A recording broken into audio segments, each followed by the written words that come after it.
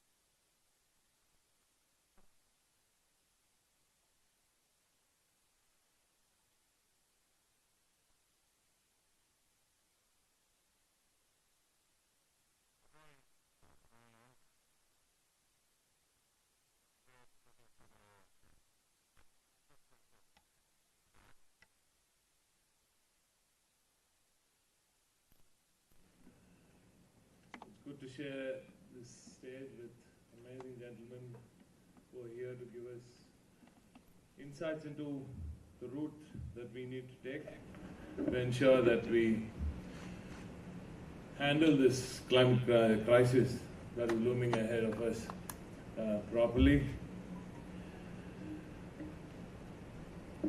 Before we begin, I must say, getting into IIT has always been a problem, especially for me. I know it's a big problem for many people. It's pretty tough for many people. It has always been tough for me. And every time I come here, I have this feeling that the professor is indirectly promoting his pods, his pod transport, which he wants to see being put up in Chennai very soon. And every time I come to IIT Madurai Research Park, I'm reminded of Bengaluru and its traffic. Because Chennai is much better, only this one stretch. But being part of the government, I can tell you, I can assure you that we're correcting this issue. We are trying to make sure that this entry is much smoother. We're building a few bridges, and this commute is going to be easier for you. I keep telling him, so it's either 11 o'clock or you have it at 7:45, I'm okay. But he insists on at a 9:30 event. But anyway, whenever Professor Jhunjhunwala calls, we are at his service. The kind of service that he's been doing, especially here with this IIT Research Park, is amazing. And we, as part of the Tamil Nadu government, the Chief Minister himself has very keen interest in this park, and I personally am, every time I come here, I'm amazed by the things that you people here are doing. And it's especially awkward when I come in late with such esteemed people on the dais. So what I'm trying to say is I'm sorry. I think you guys will accept that not many politicians say they're sorry. So that's a change. But anyway, what we have is, we don't have is the privilege of choosing our time, because every day morning we have people with their own requests, so we really can't start at our own choice of timing. And that's where IIT Research Park needs to step in and make sure that our community is made easier. I'm expecting those pods to be rolled out very, very soon. Well, Tamil Nadu and this envision that whatever Professor Jhunjhunwala has come up with today is very in tune with the focus of the Tamil Nadu government. The government of Tamil Nadu is holding this Tamil Nadu Global Investors Meet on the 7th and 8th of January. This is also a personal invite from me to you, that all of you bright young minds should definitely come over to the event. We're having some amazing speakers, including Arvind Subramaniam, Ragam Rajan, Mallika Srinivasan ma'am, Chris Miller is going to be there, the Chippewa guy, and hordes of other amazing talents are going to speak in this, what we want to showcase as a knowledge, a celebration of knowledge, celebration of talent, and the celebration of Tamil Nadu as a knowledge hub and the knowledge capital of India. Coming to this event, climate change is very close to my mind also. I've always said that people should have climate common sense. That's something the government of Tamil Nadu is also trying to inculcate into every single mind, from school, from college. And we're trying to make this part of the society. You do know that climate consciousness does not come easily, does not come in a day. It also takes a few disasters like what we've had recently for people to wake up and see that this is Mother Nature being angry. And it's time that as a society that all of us come together and be the change that we want to see. As far as Tamil Nadu is concerned, I just want to just talk about three things that are coming up and which I would love to have all of you dwell into. The first one would be offshore wind, which myself and Professor Jinwala himself is very, very keen on. We're very bullish on the prospects of offshore wind. But at the same time, you must know that we must also keep in mind that offshore wind per se might also affect livelihoods of the fishermen, of the fishing community.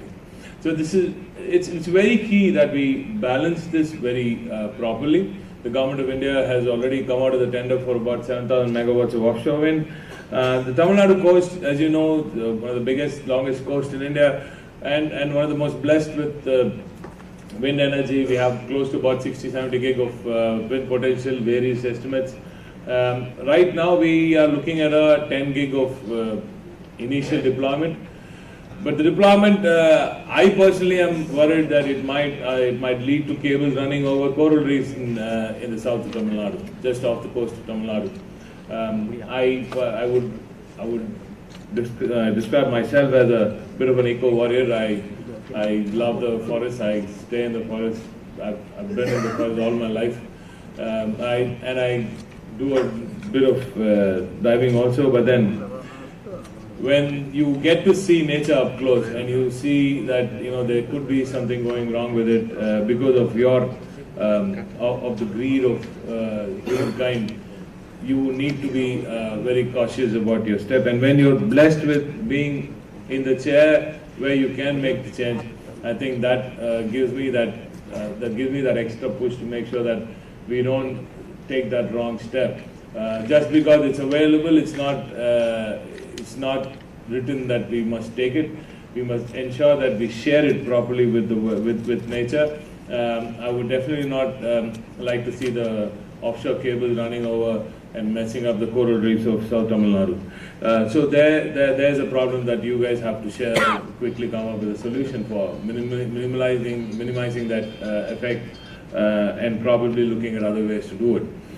But offshore is extremely key. We did talk about floating electrolyzers last time when I was here. The good people from the UK were here and they were talking about dolphins. They called it the dolphin. It was a floating electrolyzer for your H2. Hydrogen is something which is extremely promising. The government of Tamil Nadu has already had at least 3 MOUs for hydrogen itself. But for me, green hydrogen is not green unless it has a pump storage inbuilt, right?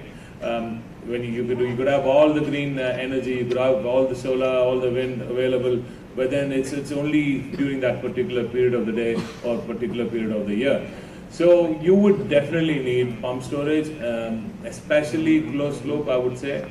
Run of the river will not suffice. I'm also worried about the river ecosystem. Pump storage is definitely one key part of the entire green hydrogen green hydrogen step that we are taking in Tamil Nadu.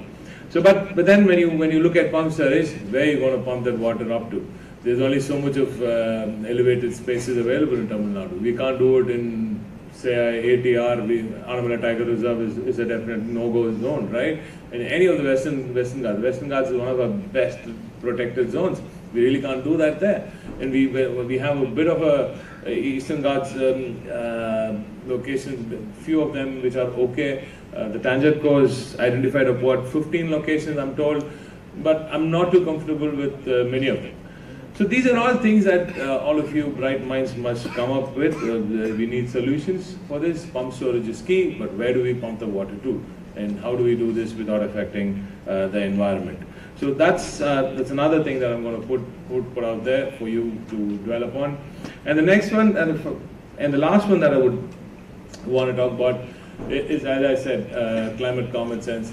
How do we inculcate this into the public's mind? How do we do it from school and sustain it up to college and going forward too? How do we do this is something the government of Tamil Nadu, the Chief Minister, Honorable Chief Minister is thinking of every single day. And we already have a T and Green Fund, Green Climate Fund. I don't know how many other states have it. It's a 1,000 crore fund for green products that people like the lovely people here can develop. The government of Tamil Nadu is willing to chip in with about 1,000 crores of venture fund. This is probably, I think this is a category 1 social venture fund as far as SEBI 2012 regulation is concerned. So these are all the things that the government of Tamil Nadu is putting out there for young minds to develop on. We already have a green mission. We have people like Eric Solomon advising us on this. So this government per se is probably one of the greenest governments in India. Tamil Nadu itself is 50% green. We are 40% solar in it, 60% wind. We're pushing ourselves to go up to 75% at least in the next decade at least. And offshore is very, very key for that target. So I would love to have this team here, this festival, the Energy Festival, to dwell upon all these ideas and come up with ideas to help this government and India reach its sustainability goals. This government is very, very, very keen on sustainability. We have been thus for the longest time. You do know that we did our best during the recent calamities, but whatever any government tries, there's nothing stopping Mother Nature unless we all come together and work as one team. And government of Tamil Nadu is willing to be part of the team in making sure that we fight this war, fight this climate change crisis as one. So thank you for having me here. I hope to see all of you at the Global Investors Meet on the 7th and 8th of January. Looking forward to coming over to your own pavilion. I'm hearing Mr. Chinwala Sud, Professor, that you have there. So I'm going to be coming over to see that also. So thanks for having me here. I'm rushing straight out to another event with the Chief Minister where we are focusing again on the sustainability side. We are working on something special for Tamil Nadu. You might get to know about this during the gym on the 7th and 8th. So please come over to the gym and make it special. Thanks for having me here. Have a good day. Cheers.